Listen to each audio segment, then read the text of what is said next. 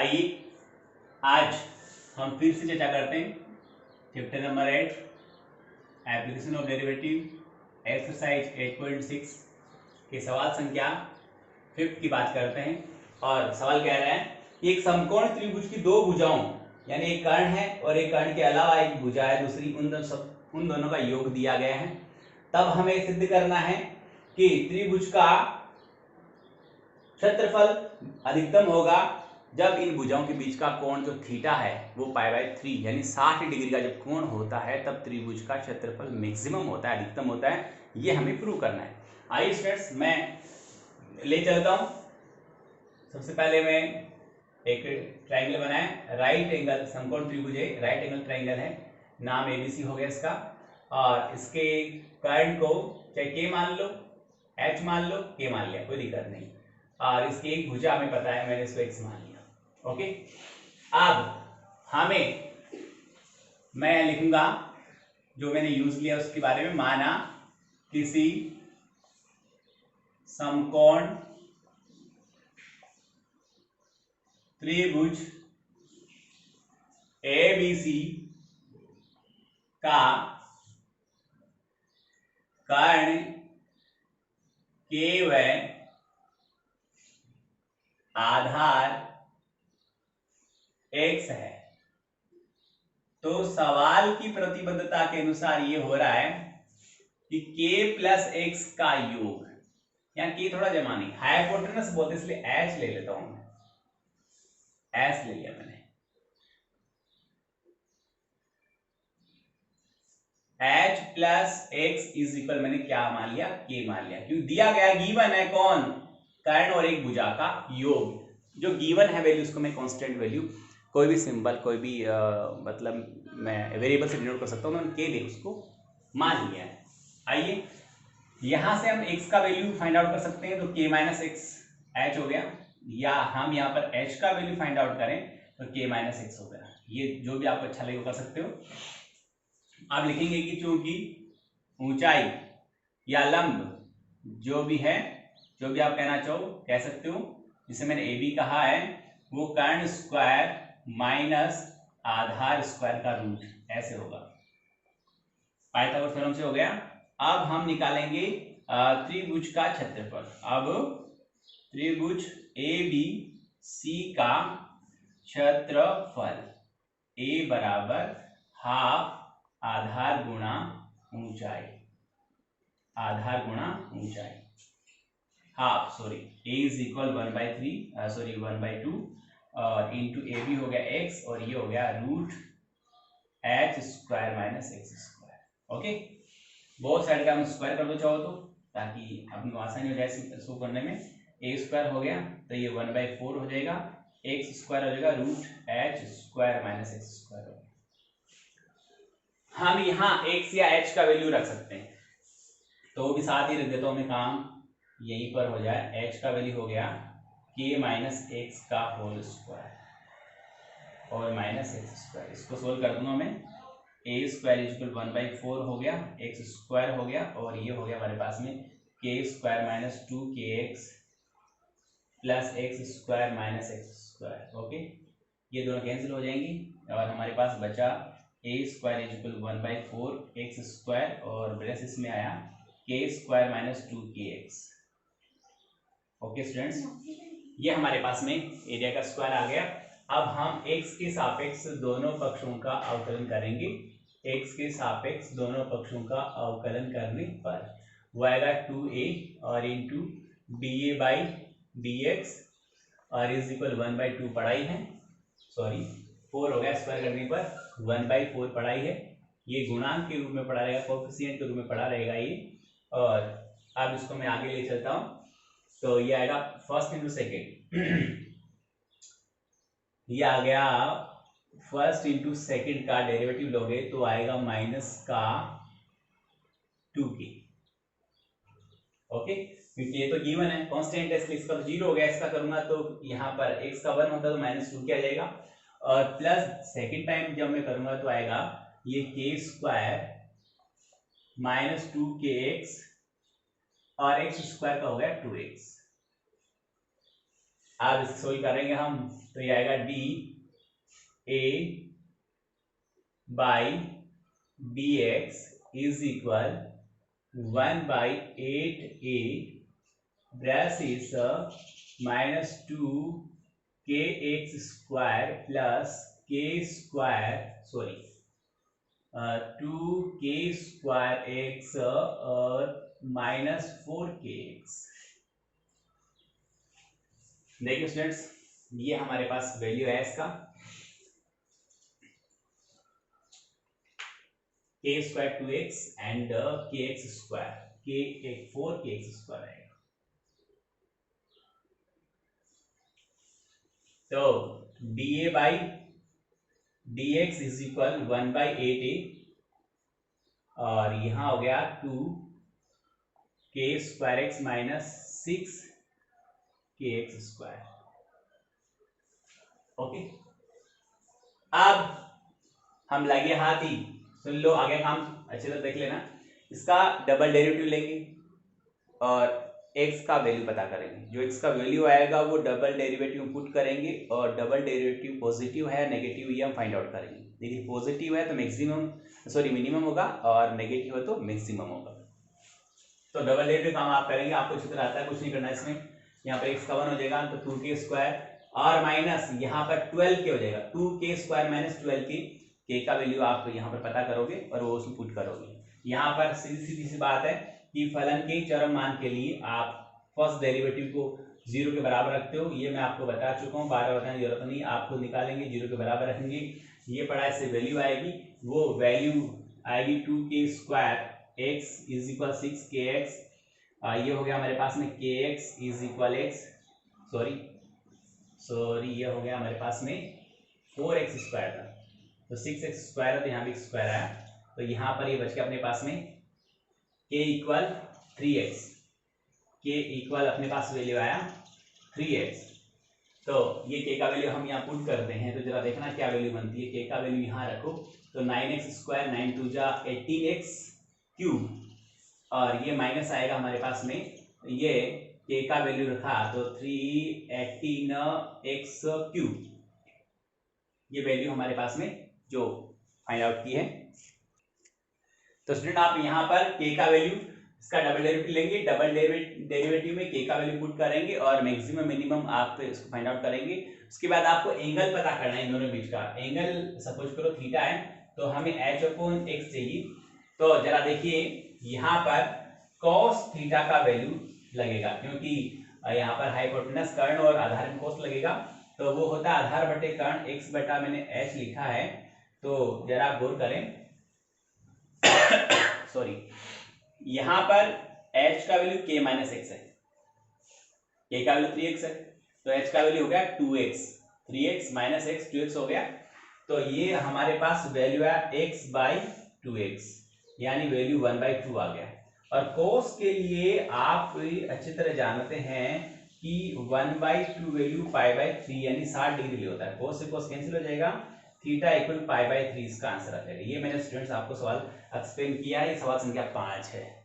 आगे बढ़ते हैं, सवाल संख्या 6 पे आते हैं। आइए, वो है यदि किसी समबाहु त्रिभुज के अंदर a त्रिज्या का वृत्त बनाया जाए तब सिद्ध कीजिए कि त्रिभुज का न्यूनतम परिमाप a 6√3a होता है। तो देखिए स्टूडेंट्स, ये सवाल हुआ 5th। 6 की बात करते हैं हम।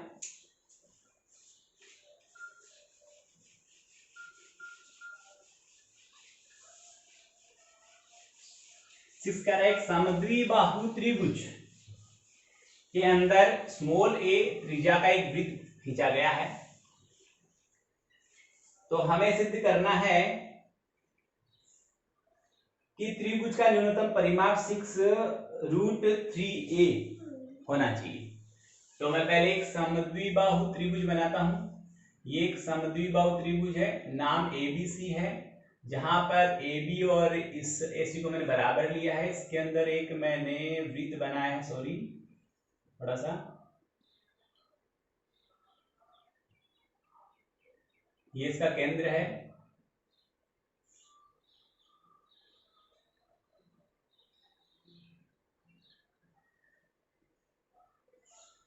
समद्विबाहु त्रिभुज में जब मैं इसको एडी नाम देता हूँ तो एडी हमेशा लंब होगा, क्योंकि समद्विबाहु त्रिभुज में जो केंद्र है या आधार का लंब समद्विभाजन करेगा। ये अपने पास में हो गया 90 डिग्री कोण है, डी है। ये केंद्र है इसका जो ओ है, और इसकी रेडियस स्मॉल है, ये भी स्मॉल ए और ये भी स्मॉल ए है।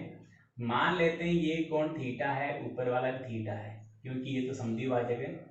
अंतः जब ये वृत्त है तो कोणों के अर्ध जहाँ पर मिलते हैं वो ही होता है। और ये कोण 90 डिग्री का स्टूडेंट जरा देखना, तो समकोण त्रिभुज में ये पूरा 2 थीटा हो गया, तो ये जो अंदर कोण बचा ना यहाँ पर वो आएगा 90 माइनस 2 थीटा।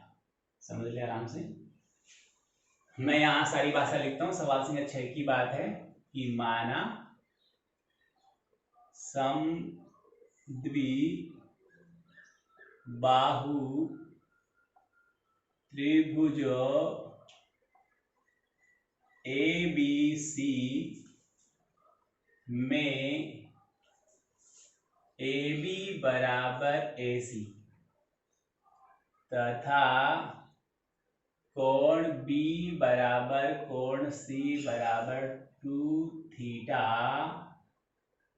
है, तब कोण BAD बराबर 90 माइनस 2 थीटा होगा। ठीक है। देखिए, और यहाँ ये OD बराबर, इसको नाम देता हूं F और इसको नाम दिया मैंने E। OB बराबर OE बराबर OF, ये सारे स्मॉल ए है। ये आपको सवाल में दिया है। इतना काम हो गया। अब देखिए आप, अब समकोण त्रिभुज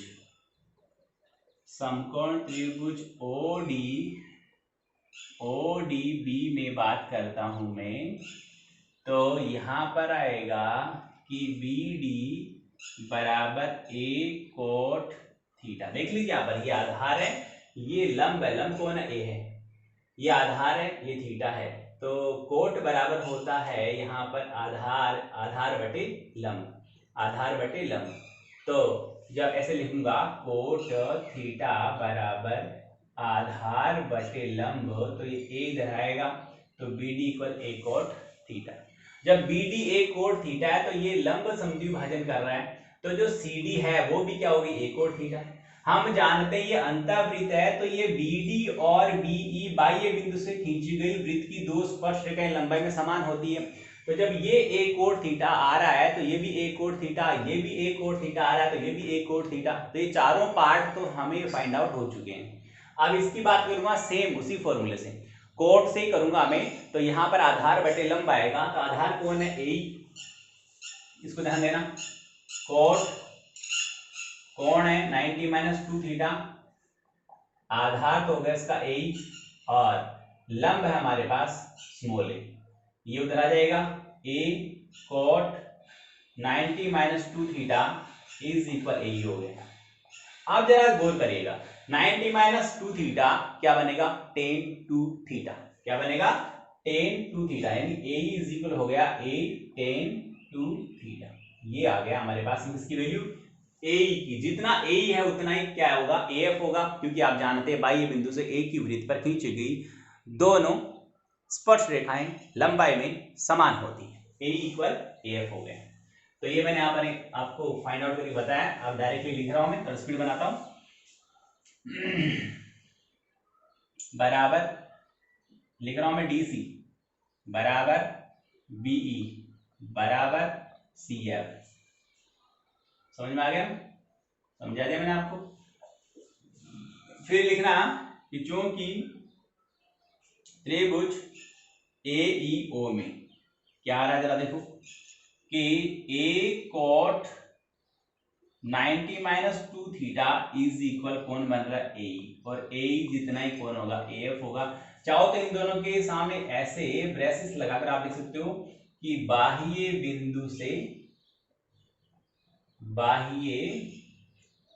बिंदु से वृत्त पर स्पर्श रेखाएं हैं, बस इतना लिख दो। ओके, तो इसका जो वैल्यू चेंज होगा ए इक्वल ए एफ जो आया वो आएगा ए tan 2 थीटा में कन्वर्ट हो गया। ओके, अब जरा सुन लेना आराम से, ये आ गया, ये आ गया, ये आ गया, ये और ये सब आ गए। तो अब आप क्या करना है, इसका परिमाप को आप न्यूनतम सिद्ध करेंगे। ठीक है, तो परिमाप को पी लिख लेंगे, सारे पार्ट आपको बता दिए, एक कोण थीटा, एक कोण थीटा, एक कोण थीटा, एक कोण थीटा, कितने हो गए, 4 कोण थीटा तो ये हो गए, और 2 a tan 2 थीटा वो हो गया। सबको जोड़ेंगे, पहले दफा अवकलन करेंगे, 0 के बराबर रखेंगे, वैल्यू निकालेंगे थीटा की, जो भी वैल्यू आ रही है थीटा के सापेक्ष वाला सारा काम, थीटा की वैल्यू निकालेंगे, डबल डेरिवेटिव लेंगे, डबल डेरिवेटिव में थीटा का वैल्यू रखेंगे, मैक्सिमम मिनिमम प्रूव करेंगे, और आप फिर थीटा का वैल्यू उठाकर जब यहां रखोगे तो ये चारों मान आ जाएंगे, यहां रखोगे तो दोनों मान आ जाएंगे, सबको जोड़ दोगे तो इस पूरे त्रिभुज एबीसी का परिमाप आपको पता हो जाएगा। स्टूडेंट ये था हमारा सवाल संख्या 6। आगे आइए, आगे बढ़ता हूं, देख ले बोर्ड पर गौर से, उतार लें चित्र को। सवाल संख्या 7 आ जाइए।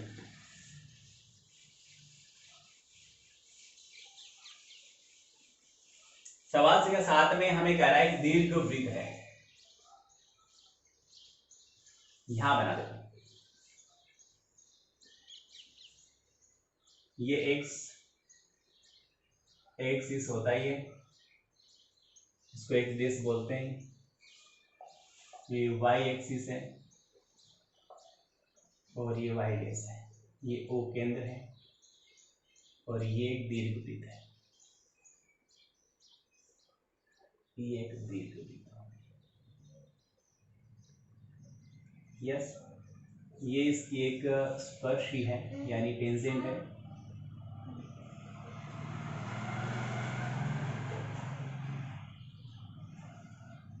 ओके, और ये स्पर्श रेखा एक बिंदु P के ऊपर है, P का a cos theta comma b sin theta, यदि किसी दीर्घवृत्त का समीकरण x square by a square, सुन लेना आराम से, y square by b square is equal 1 होता है, तो उस दीर्घवृत्त की परिधि पर स्थित प्रत्येक बिंदु के निर्देशांक a cos theta comma b sin theta होते हैं। फिर इस पर एक अभिलंब खींचा गया है, ये हो गया अभिलंब नॉर्मल, और इस अभिलंब की मूल बिंदु से दूरी को हम P कह देंगे, P तो एक पॉइंट होगा शायद मेरे ख्याल से, इसको M नाम देता हूँ, ठीक, कोई दिक्कत नहीं, ये बिंदु M है ये वाला।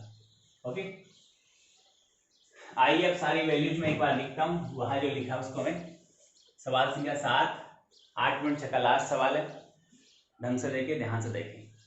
माना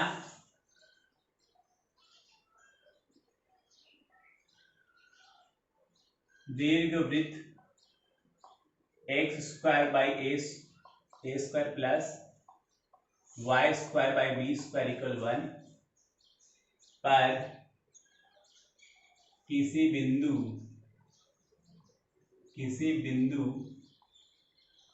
P पर बिंदु P a cos theta comma b sin theta पर खींचा गया अभिलंब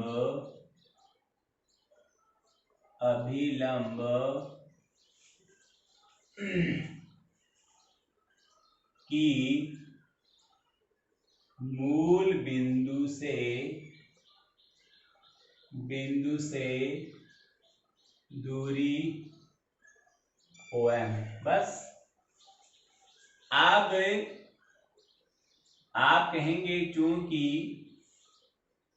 ये सब बातें याद रखने की है, शॉर्ट में अभिलंब का जो समीकरण होता है दीर्घवृत्त के किसी बिंदु पर वो होता है a x sec theta, x बाद में लिखता हूं, minus b cosec b y बराबर a square minus B square, minus b y, या ये लो वाई बाद में लिख दूंगा मैं, यहाँ एक्स बाद में लिखा है तो मैंने theta into Y is equal A square minus B square. ये अभिलंब का समीकरण है हमारे पास। ओके, अब हमें मूल बिंदु से इस अभिलंब की दूरी चाहिए। चित्र में देखना, तो किसी रेखा की किसी बिंदु से दूरी का सूत्र हमें पता है a x minus A x plus B Y, और जो माइनस सी अपॉन ए स्क्वायर प्लस बी स्क्वायर का अंडर रूट होती है और का मॉड्यूलस होती है। तो मैं लिखूंगा मूल बिंदु से अभिलंब की दूरी को हम p कहते हैं अक्सर, p वहां पहले से गिवन है तो मैं d कह देता हूँ, स्मॉल d कह देता हूँ, d कैपिटल d कहता हूँ, समझ आ रही है। यस इज इक्वल, यह आएगा हमारे पास में a square minus B square upon, यह आएगा a square sec square theta plus b square cosec square theta का अंडर रूट, ये दूरी है। स्टूडेंट आप क्या करेंगे, ये दूरी का सूत्र आ गया, दूरी को न्यूनतम सिद्ध करना है, तो न्यूनतम सिद्ध करेंगे इसका फर्स्ट टाइम डेरिवेटिव लेंगे उसको जीरो के बराबर रखेंगे, वैल्यू पता करेंगे। वैल्यू जो आएगी मैं आपको हिंट के तौर पर बता दूं, यहाँ पर टेन स्क्वायर थीटा की वैल्यू आएगी। किसकी वैल्यू आएगी? टेन स्क्वायर थीटा की वैल्यू आएगी। वो टेन स्क्वायर थीटा की वैल्यू से सेक और कोसेक का वैल्यू आप पता कर लेंगे, वो फिर आप डबल डेरिवेटिव में रखेंगे और मैक्सिमम मिनिमम आप प्रूव करेंगे। साथ ही आपको क्या पता करना है कि जब दूरी पता करनी है तो देखना, जब आप d का वैल्यू यहां पता करेंगे तो d का वैल्यू डायरेक्टली इस फॉर्म में आएगा, याद रख लेना, ए स्क्वायर और माइनस बी स्क्वायर। थोड़ा सा और इजी करना होगा, चलो इसको मत करो, d को आप मैक्सिमम मिनिमम प्रूव मत करो। आप क्या करोगे, हमें क्या करना है, ये दूरी है वो हमें चाहिए, मेरे ख्याल से एक बार सवाल देखिए, न्यूनतम या कि अभिलंब की दूरी, हाँ अच्छा सॉरी, हमें d जो दूरी है अभिलंब की वो मैक्सिमम चाहिए। ये d मैक्सिमम कब होगा, जब ये रूट के अंदर वाला मिनिमम होगा। तो इसको आप y मान लेना, इसको y मान लेना, a sec square theta plus b square और कोसेक स्क्वायर थीटा को क्या मान लेना, y। आप तो इस फलन को न्यूनतम सिद्ध करना, जब ये न्यूनतम होगा तब d अपने आप ही क्या हो जाएगा, अधिकतम हो जाएगा। तो इसको न्यूनतम सिद्ध करने के लिए पहले आप फर्स्ट टाइम डेरिवेटिव करेंगे, जीरो के बराबर रखेंगे, थीटा का वैल्यू टेन स्क्वायर के पदों में आएगा वो आप पता करेंगे, फिर इसका डबल डेरिवेटिव करेंगे, डबल डेरिवेटिव में जो मान है वो रखेंगे, उच्चतम न्यूनतम इसको आप सिद्ध कर देंगे। जब आप लास्ट में जब जो आपने वैल्यू निकाली उसके आधार पर y को कैलकुलेट करेंगे तो स्टूडेंट्स y का जो वैल्यू आएगा वो आएगा a प्लस बी का whole square, a plus B का होल स्क्वायर, इसके अंदर वाली y माना आपने, फिर इसको आप पुट करेंगे तो d का वैल्यू आएगा आपके पास डायरेक्टली a माइनस बी। बस ये आपको सिद्ध करना है। ये इतना मैंने आपको हिंट पूरा प्रोसेस सारा बता दिया, आपको जो भी स्टेप्स मैंने बताए सब आपको पहले से बताता आ रहा हूँ, सारे सवाल बोर्ड पे कर रहे हैं, सारे आपको देखे हैं, समझे हैं, एग्जाम्पल भी करवाएं। कोई दिक्कत हो तो मुझे कॉल करें, पूछें। और आप ध्यान दें, आपकी मिसलेनियस में 10 सवाल हैं, सारे सवाल मैंने आपको बता रखे हैं, उस सारे सवाल आपको मैंने करवा रखे हैं, सिमिलर सवाल हैं, ईजी हैं, कोई दिक्कत नहीं है, सब आपको करने हैं। डाउट हो तो मुझे पूछना है। मेरी ओर से आज 8th चैप्टर कंप्लीट हो चुका है, तो ध्यान दें। मैं अब नेक्स्ट जब अपन वीडियो में जब पढ़ाई करेंगे तो हम चैप्टर नंबर इससे आगे 8th हो गया, हम 9th चैप्टर इंटीग्रल की बात करेंगे, और मैथ्स का सबसे इंपॉर्टेंट चैप्टर है इंटीग्रल, उसको हम ध्यान देंगे।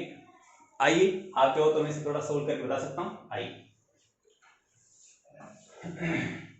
इसका अपन फर्स्ट टाइम डेरिवेटिव लेते हैं, यहां लिया d y by d theta is equal to a square into 2 sec square theta into tan theta minus B square two cosec square in theta into cot theta. ये first derivative हो गया, इसमें 0 को बराबर रखेंगे, आप वैल्यू निकालेंगे तो इसका वैल्यू आएगा मेरे ख्याल से tan square theta is equal A by B, यानी बी बाई ए आएगा। ओके, और फिर आप इसको सोल्व करेंगे, आगे बढ़ेंगे, इसको सोल्व करेंगे, जब आप वैल्यू इसकी फाइंड आउट करेंगे तो ये थीटा का वैल्यू आ गया, थीटा का वैल्यू टेन थीटा से आप क्या निकालोगे, सेक और कोसेक फाइंड आउट कर लोगे, इसकी वैल्यू निकालोगे, इसकी वैल्यू मैंने आपको बताई कि y इज इक्वल जो वैल्यू आएगी ना वो आएगी a प्लस बी का होल स्क्वायर। ओके, इस प्रकार आप सोल्व करेंगे। ये चैप्टर नंबर हमारा 8 कंप्लीट हो चुका है और 8.6 थोड़ा बड़ा था, टाइम ज़्यादा लगा इस चैप्टर में, कोई बात नहीं, आगे हम अच्छी थोड़ी स्पीड से चलेंगे। रीज़न क्या है कि इंटीग्रल में आपको सवाल ज़्यादा करने, 8 चैप्टर में मुझे ज़्यादा बताने थे कि मिनिमम क्या है, मैक्सिमम क्या है। एक बार 2 मिनट के लिए मैं पूरे चैप्टर की समरी आपके सामने रख देता हूँ, आप गौर से देखिएगा।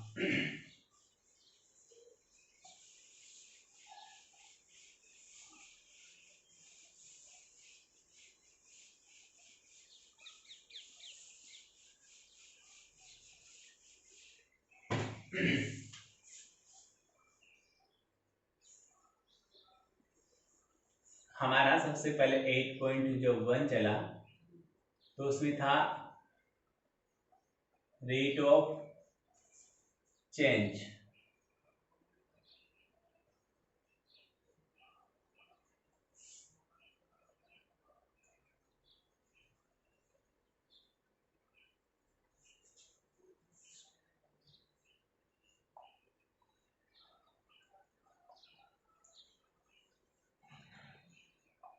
फर्स्ट पॉइंट ये था rate of change in different variables. वहां पर कभी आयतन में परिवर्तन दर पूछ रहा है, कभी क्षेत्रफल में, कभी त्रिज्या में, कभी वक्र पृष्ठ में, कभी दूरी में, कभी आधार में, कभी ऊंचाई में, कभी लंब में, इस प्रकार से पूछ रहा था। तो उस चैप्टर में केवल एक ही पॉइंट था, rate of change in different variables. तो उसका एक सवाल बनने के चांस है बोर्ड एग्जाम के हिसाब से, तो उसको अपने को ढंग से देखना है। सब पे एक ही थीम काम करेगी कि गिवन फंक्शन को लेना है, फर्स्ट टाइम डेरिवेटिव उसका फाइंड आउट हमें करना है। Rate of change given variable के दी गई कंडीशन के रेस्पेक्ट में हमें फाइंड आउट करनी थी। जैसे मान लो त्रिज्या बढ़ रही है, तो जब त्रिज्या 10 होती है तो इसके क्षेत्रफल में परिवर्तन कितना होगा या इसके आयतन में परिवर्तन कितना होगा, ये हमें पता करना था। तो 8.1 में जो टॉपिक था, जो मेन जो लीडिंग रोल कर रहा था, जो पॉइंट, वो मैंने आपको एक्सप्लेन किया है। फिर 8.2 की बात करें, बहुत ही बढ़िया था, वो था इंक्रीजिंग और डिक्रीजिंग।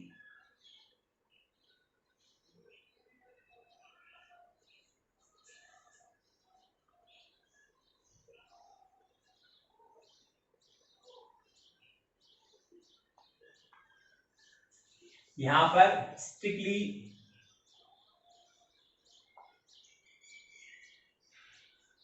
इंक्रीजिंग और स्ट्रिक्टली डिक्रीजिंग की बात हो रही थी। इसमें करना था आपको कि कोई भी सवाल आपको मिला है, कोई भी फलन आपको मिला है, उस फलन का फर्स्ट टाइम डेरिवेटिव कर रहे थे, तो उस डेरिवेटिव को 0 के बराबर पुट कर रहे थे और x की वैल्यू पता कर रहे थे, और पूरी संख्या रेखा, वास्तविक संख्या रेखा माइनस इनफाइनाइट से प्लस इनफाइनाइट को अलग अलग अंतराल में आप डिवाइड कर रहे थे। प्रत्येक अंतराल, कौन से अंतराल में ये वर्धमान है, कौन से में राशमान है, ये चेक करने के लिए उन अंतराल में से वैल्यू उठाकर फर्स्ट डेरिवेटिव में पुट कर रहे थे। पॉजिटिव आ रहा है तो इंक्रीजिंग है और नेगेटिव आ रहा है तो डिक्रीजिंग है। ये काम हमारा था 8.2 का, इसके अलावा कोई काम नहीं था। 8.2 में यदि हम बात करें दूसरे इसी से रिलेटेड सवाल की बात करें तो वहां पर हमें इंटरवल्स भी पता करने थे कि कौन से इंटरवल, जो मैंने बता दिया आपको इंटरवल कैसे पता करने। तो हालांकि एक ही काम था, बट उसको अपन यदि देखें तो इंटरवल्स हम जब फाइंड आउट कर रहे थे तो हम वही काम कर रहे थे, फलन बनाया, फलन को अपन फर्स्ट टाइम डेरिवेटिव लिया, फर्स्ट टाइम डेरिवेटिव को 0 के बराबर रखा, इसका वैल्यू पता किया और पूरी संख्या रेखा के हम इंटरवल्स बनाए, कौन से में इंक्रीजिंग है, कौन से में डिक्रीजिंग है। वहां पर हमेशा याद रखना कि अपनी बुक में नहीं लिखा है, पर स्ट्रिक्टली इंक्रीजिंग और स्ट्रिक्टली डिक्रीजिंग का, निरंतर वर्तमान और निरंतर राशमान का ही टॉपिक हमारे चलता है जब अंतराल में हमें ज्ञात करना होता है। फिर बराबर देखिए 8.3 की बात करें तो हमारे यहाँ पर थी टेंजेंट, स्लोप, टेंजेंट और नॉर्मल और उनकी स्लोप्स। और उनके इक्वेशंस। ये हमारा टॉपिक था 8.3 का। जब हमें कोई भी वक्र है उस वक्र की प्रत्येक स्पर्शरेखा की बात करनी है तो मैं फिर कॉन्सेप्ट दे दूं कि वक्र जब मिल जाए तो वक्र का पहली दफा अवकलज जो करते हैं वो उसकी प्रत्येक स्पर्शरेखा की ढाल को निरूपित करता है। आपको जिस बिंदु पर स्पर्शरेखा की ढाल चाहिए उस बिंदु से एक सुरवाई के मान उठाकर प्रथम अवकलज में रख दो, उस बिंदु से गुजरने वाली स्पर्शरेखा की ढाल बन जाती है और स्पर्शरेखा ढाल का माइनस इन्वर्स करते हैं तो अभिलंब की ढाल बन जाती है और इसकी सहायता से हम अभिलंब और स्पर्शरेखा समीकरण याद कर सकते हैं। और 8.4 वो था हमारे पास में एप्रोक्सीमेशन।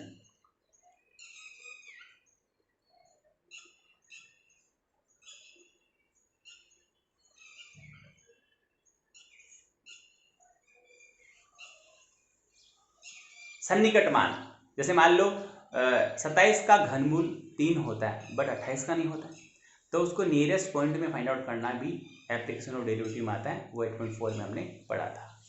और 8.5 जो थी हमारे पास वो मैक्सिमा और मिनिमा थी। मैक्सिमा एंड मिनिमा, ये हमारे पास थी मैक्सिमा और मिनिमा। ये था 8.5 और 8.6 में जो हमने मैक्सिमा मिनिमा 8.5 में पढ़ा था उसका एप्लीकेशन था, उसे यूज करना था अलग अलग आकृतियों पर, उसका आयतन अधिकतम है, उच्चतम है, क्षेत्रफल है, इन सब की बात हमें 8.6 में की थी। ये हमारा 8 चैप्टर था। अब आगे हम नेक्स्ट वीडियो में नेक्स्ट क्लास में 9 चैप्टर स्टार्ट करेंगे, इंटीग्रल। और मैं आपको पहले से बता दूं इंटीग्रल स्टार्ट होने से पहले आपको 11th क्लास की 3rd चैप्टर के सारे फॉर्मूले याद होने चाहिए और अपनी जो 2nd चैप्टर है 12th का उसके सारे फॉर्मूले याद होने चाहिए। 7th चैप्टर यानी डिफरेंशिएशन आपको अच्छी तरह से आना चाहिए। यदि ये तीनों आपको आते हैं तो इंटीग्रल आपको 100% समझ में आएगा और इन तीनों में से कोई नहीं आता है तो आपको समझ में नहीं आएगा, उसके लिए आप खुद रेस्पॉन्सिबल होंगे। इसलिए मैं आपको फिर से कहता हूँ कि 100% सारे फॉर्मूले याद कीजिए। थैंक यू, धन्यवाद।